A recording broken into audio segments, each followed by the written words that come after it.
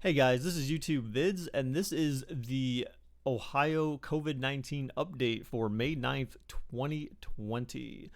So I will say it's been a while since I produced one of these videos. There's been a lot of new developments since the last time I produced a video. There wasn't much going on for at least a week or two, but now that Mike DeWine has announced dates and timeframes for openings of the economy or parts of certain businesses in Ohio. I wanted to share that. Hopefully, by now you would have already seen that information if you actually live in Ohio. But if not, you've come to the right place. I try to get through this as quick as possible. I will say that I've made a change to my format here. There is, I've changed before. Prior, I had two graphs I would show, and we're gonna talk about that here in a minute. Actually, right now. So, first thing first, the key metrics that we have. So, this is coming from the coronavirus.ohio.gov website. There is a dashboard, a COVID-19 dashboard you can navigate to off of there. And then there's a key metrics tab. And off the key metrics tab, I think it's like number of cases or something along those lines that you can see on the website. This is how I got that information. Before I was presenting something like this in that bar graph format where I had like the number of positive, number of negative, total tests, and then how many tests were new for that day. I got rid of that because honestly, I'm going to have other ways of trying to measure that similar data, but I don't think we necessarily care about all of that. It's not all really that relevant. So what's relevant right now, at least in my opinion, are one, the total number of cases. How are we doing? Is it is it increasing by a lot? How does that relate to testing and the ratios there? That's the one thing that matters the most really right now. So the total number of cases in Ohio, 23,697. That includes the probable cases, and the total number of tested in Ohio jumped to 195,533. And again, we were at actually 180 some thousand just the other day, so we actually made a pretty big jump today for Ohio, and so we should be extremely proud of that. We were actually at 183,000 on May 8th. So, and again, guys, you don't need to keep track of this if you don't want to, because I am keeping track of it for you.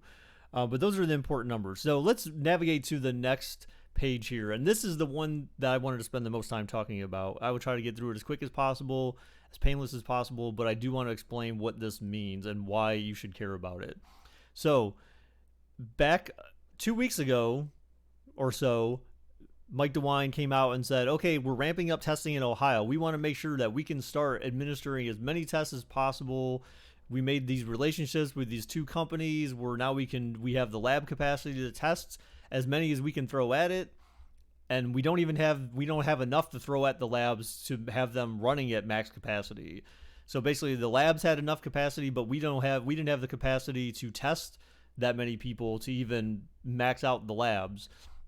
So the plan was to get the swabs produced, the million swabs, I think it was, that we talked about a couple weeks ago, and get more test kits available so that more tests can be administered on a daily basis. And so the numbers he threw out back then was by April 29th, we were going to be able to test approximately 7,228 people per day. By May 6th, we were supposed to be able to test 14,275 people per day. By May 13th, 18,200 people per day. By May 20th, 20,275 people per day. And by May 27th, 22,275 people per day. So a gradual incline, initially a very steep incline to ramp up testing, and then from there slow incline, not as steep of an incline. And you can actually kind of see it from here. So the blue line here is the projected number of tests to be administered. They said would be administered on a daily basis. And you can sort of tell the difference between the 7-day periods, how it kind of gets steeper and steeper as you get further up this hill here. But and then I have the numbers plotted out, so again, this was assuming like you would ramp up, the same number over a 7-day time frame, and that's the way I came up with these numbers. So he didn't come up with these numbers. He had the numbers for the points for every 7 days, and I basically just filled in the gap. So this is essentially where we should be every day as we move along. The orange indicates where we're at, and you can tell this is orange is all over the place right now. But again, today we made a huge jump. So the reason why this matters is because, one, I don't see anyone in the news media who's asking questions of the governor at the 2 p.m. press conferences. He's constantly saying, yeah, I wish we need more testing. We're trying to ramp up. We're not there yet. We're doing what we can. And until today, the numbers have been pretty, they've been pretty meager. Like, they've been actually a letdown because, if you look here at May 3rd, we were supposed to be at 11,000 tests per day and we were at 4,300. So that's not going to be acceptable if they want to be able to ramp up testing. And but we finally got to 8,000 tests. That was our highest number. And again, these numbers, once we hit 8,000, that was the highest number of tests we've had completed in a day since the beginning of all of this. So 8,000 was the highest number, 8,140. And then the following day we had 8,000. We dropped back down to 7,210 on Friday. But then today, the numbers show that we completed 12,264 tests in a 24-hour time period. So this is great news. This is exactly where we want to be. But as you can tell, this is not where he wanted to be at this point in time on our time frame in terms of the projection. So we want to start seeing this orange either match up to the blue or get very close to it, or exceed it if possible. I don't know that it will. I don't know that the orange will ever exceed the blue, but I would be very surprised if that ends up happening. The only reason why that might happen was because of a delay in stats being reported or something like that. But other than that, I would never expect the orange to ever go higher than the blue count, unless somehow by some miracle they end up producing a lot more tests or making a lot more testing available faster. So this is why this matters. Is that again, like I said, in the news media, no one's really holding. No one's holding DeWine's feet to the fire on any of this, and no one's really asking questions about any of this. For example, the other day, one of the questions that someone wasted our time on was a viewer had asked a question, how do I eat with a mask on in a restaurant? I mean, like, seriously, if that's really your question on all of this, then you have bigger problems than COVID-19. I think you may need to go check yourself into some type of mental health facility or something like that, or get your brain tested, because again, the governor has some of these news people throw enough softball questions at the governor that he doesn't need more softball questions. We need to be giving him questions like, okay, we're at 12,000 tests right now. We were supposed to be at 15,000. Like, what's the plan to make sure that we get there? Like, how are we making sure that we're going to keep up with the projections? Or can you give me new projections? Do you think they've changed? Should we lessen our expectations? Where do you think we're going to be by the end of the month? People need to start asking those questions. And if you're a real reporter, you should be capable of doing this same exact thing that I'm doing right here yourself, and turn that into actual questions you could talk to the governor about. So this is the kind of stuff hopefully you guys can appreciate what I'm doing here, because again, like, someone needs to essentially help track what's going on, what's been promised, if you will, or at least tentatively promised to us as a state and as citizens of the state versus what's actually happening, right? So this is what I'm going to keep track of going forward. Again, before I had a line on here with deaths, and the original projections were how many people might get the virus versus the actual count. And honestly, that's not really that relevant in terms of graphing anymore, or keeping tabs on that. That was maybe the initial onset of all of this. It made more sense, but now we're at a point where it's about managing it and understanding how we're going to get these tests out and what kind of goals the state is setting for us to be able to test as many people as possible, and then where we go from there. So that was the big thing for this one today. And so let's talk through the updates. Wow, okay. PowerPoint screwed up on me there. Okay, so anyways, let's talk through the updates. So the main things I wanted to talk about today was the reopening plan. So let's talk about, so the reopening plan on May 4th, which obviously has come and gone. Ohio had started opening up manufacturing, distribution, construction, and general office environments.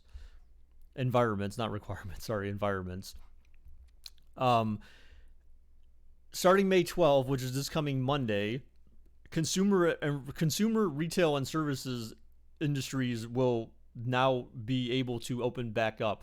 Now this so basically what was said was so there were new rules and regulations that were put in place for retailers, and so part one of this is okay, there may be a retailer that was open that wasn't following these new guidelines, and so I believe 512 gave them the opportunity or the room, the 2 weeks essentially, or 3 weeks, whatever it was, since he made this announcement. They gave them the room to be able to adhere to those requirements before the 12th. And then anyone who wasn't already open, whoever wasn't considered essential, but now no longer needs to be essential to open back up, they can open back up, but they have to meet the minimum requirements to be able to do so. And so the main bullet point that I put on here, because it's the one that matters the most, it's near and dear to me, and this actually caused a problem in Ohio for anyone who has somewhat paid attention to the press conferences or any of the news. Governor DeWine, they went the extra mile to try to protect people, and there were a lot of people that fought back against that, and we'll talk about that here. So the main bullet point is that if you were in a consumer retail and services industry and you have customers that come into your place, basically any employee that is there, it's required, it's mandatory that employees wear masks. That is not like a negotiable thing. They basically said it's written in on their page, and again, you can find this at coronavirus.ohio.gov. They cover, like, based on the industry, what the requirements are and what the suggested items are. Wearing masks for employees is not a suggestion, it is a requirement. So if you go somewhere and you're in a retailer after 5/12 and May 12th and they're not wearing masks, like, you can literally report them to your local health department and potentially get that place shut down, because they're supposed to be doing that. And so masks or face coverings need to be worn at all time by employees. Originally, DeWine had mentioned that they actually had the rule was that everyone had to wear a mask if you went into a retailer, and then there was pushback by people saying, well, the government can't tell me what to do and all that kind of. I get it, but at the same time, it's really frustrating that there's not going to be enough people out there, I think, that are worried about the protection of others, and there's still quite a bit of people out there that don't think there's anything really going on, and I've seen them myself. There's people just walking around like it's not. Today's no different than yesterday, essentially, or nothing's changed in our lives over the past month and a half or 2 months at this point. So they're kind of full of crap, and it's those people I worry about, because they're not interested in protecting me. They're just interested in just, I don't know, living in some fantasy world that they're living in right now. But nonetheless, so it's not you're not required to wear a mask or face covering to go into a retailer. However, a retailer can mandate that customers do wear masks. So it will be on the employer to dictate to customers whether or not you should wear masks before entering their facilities. And my understanding from what I've been told is that Chipotle, at least local to me-ish, some of their stores, if not all of them, they're actually requiring that if you're a customer and you go into their store, like, you have to wear a mask.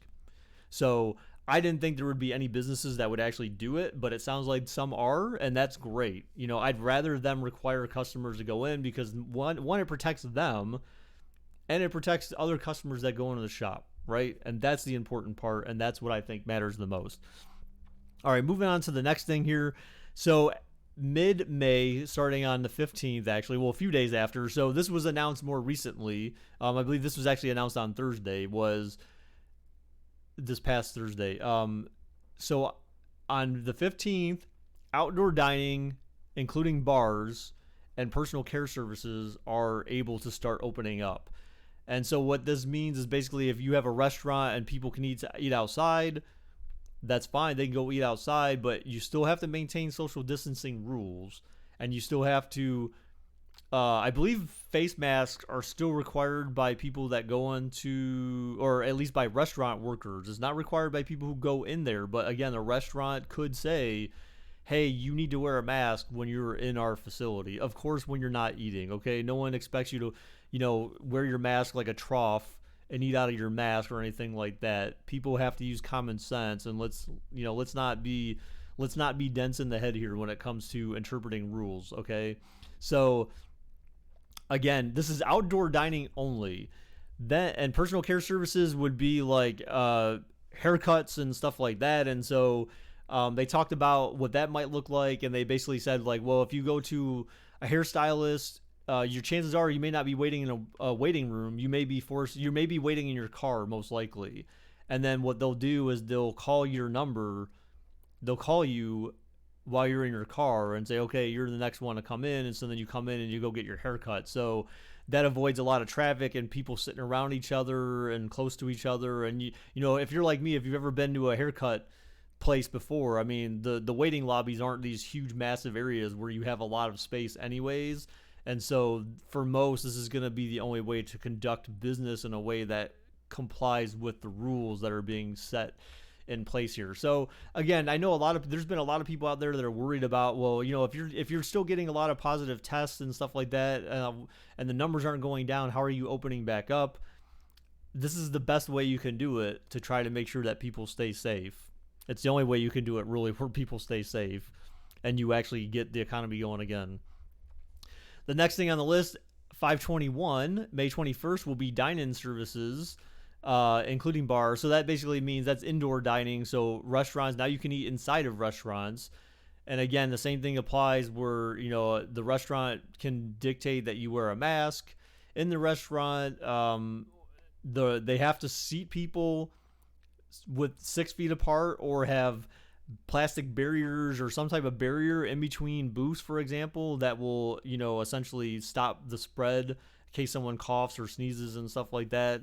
So there's things that these restaurants have to do and put in place to make sure that when you're eating indoors, that is considered safe and it complies with all the rules. And again, that includes bars. So Ohio did not handle bars and restaurants differently. There were a lot of other states apparently that have, according to the lady who spoke about it in their press conference on Thursday, but they said for Ohio, they did not treat them different.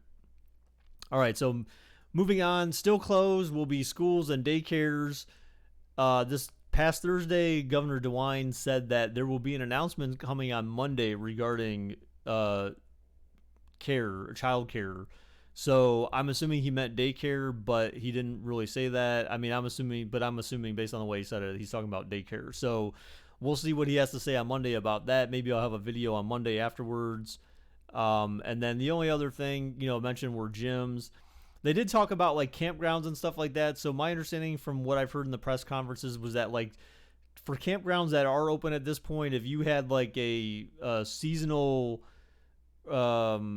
pass, essentially something along those lines, a pass to enter those campgrounds, like you can actually go there now. But if you didn't, then like you weren't allowed.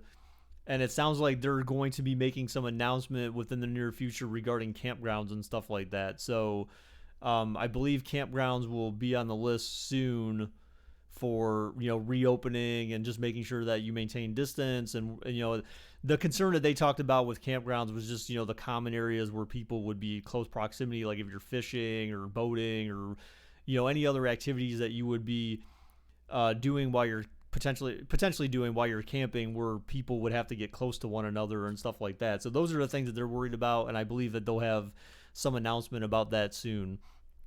The last thing that I wanted to touch on, which was covered within the last couple of weeks, was their testing priority. So I believe it was last week or earlier this week they rolled out a new thing regarding testing priority. So, and if you look at this list, it's going to be very clear to you that we're not close yet to the point where they're talking about testing people that have moderate symptoms or anything like that. So priority one for testing is healthcare workers and people who are hospitalized due to having symptoms of COVID-19. So again, you have to be damn near dead to get tested, to have priority testing. Let's put it that way. Priority two test would be people who are in long-term care facilities or congregate settings, like detention centers and prisons and stuff like that. Those are priority two. First responders, public health workers, critical infrastructure workers, if you're 65 or older, and especially if you're living with conditions that make you vulnerable, you know, susceptible to falling victim to the virus. So again, you know, people with heart conditions and, stuff like that. So any people with existing conditions that would make it harder for you to survive COVID infection, like those are the people that would be priority 2. And then priority 3 are the people who are having essential surgeries and procedures. So if you're if you're dying, you need a heart transplant or something like that, or I don't know. So, any type of major, if you have a surgery that's required, essentially, then you are likely going to have to get tested after the procedure just to make sure that you don't have COVID. And so, again, I think I mentioned like a couple weeks ago that people who go in, the doctors basically have to tell you like, hey, if you have the surgery, just know that it's potential you could be exposed, and so you are taking that risk. And so I believe, and again, I don't know how they work this because I don't think it was necessarily explained, but I'm assuming that if you have a surgery, that then they just automatically put you on a list to get you tested, maybe, or maybe you have to start experiencing symptoms and then they just automatically throw you to the front of the line because you recently had a surgery. I'm not really sure how that would work in that particular case, but I'm assuming because of the fact that you had a procedure or whatever that you would be tested automatically. At least that would seem to make the most sense to me, but I could be wrong. So that is all. There was a lot of information to cover there. I'm sorry this video went way long, but there was a lot of information to cover, and like I said, I definitely wanted to cover the line graph that I showed you earlier with the projected number of tests versus the actual number of tests. So I'll keep a close eye on that for you. Again, like we can use this information, honestly, tweet at the governor on Twitter, tweet at, if you know of any particular news sources like cleveland.com or, I think it's like the Cincinnati Enquirer and Dayton Daily News, like those are some of the news organizations or media outlets that are normally down in Columbus covering the press conferences at 2 p.m. There's not a lot from Northeast Ohio that are down there. It's mainly like Southern Ohio news outlets, but you can tweet at these guys on Twitter, and I'm sure if you had enough people tweet at them and say like, hey, can you please question the governor on the disparity between the number of tests that he said we would be at by now versus where we're at and how we plan to get on track. I'm sure if they had enough tweets at them about that they would be inclined to ask the governor those kinds of questions. So there's always something to be said about I forget what the line is, but something in numbers essentially. The more people you can have behind something and asking questions, the more likely it is that it's going to have to be addressed. So we want to make sure that again, if you have questions and you agree that this disparity is maybe unacceptable or you'd like to have some explanation for it, then you need to again try to get in contact with these media outlets any way that you can to have them start asking the questions. I try to do so. I've tweeted at them a couple of times regarding testing and stuff like that. Not that my questions have necessarily been asked, but again, there's something to be said about the masses asking versus just one person. So with that said, that concludes my presentation for today. So thank you everyone who watched the video. I hope I provided you some very informative information today, especially regarding the reopening plan and where we stand right now in terms of number of tests. Again, I look forward to the coming week where hopefully those number of tests, for me, I want to see them stay the same. They either need to stay the same or continue to grow. I don't want to see them decline over time or have too many ups and downs. We need to see these test numbers staying consistent and moving upwards so that again, the more people we can get tested, the more we understand how wide the virus is spread, and not only that, the more testing they have available, the sooner they can start opening up testing to people who aren't dying yet and need to be tested or should be tested. So something to keep in mind. But yeah, thank you again for everyone. Thank you for your continued support. If you like the video, be sure to leave a like.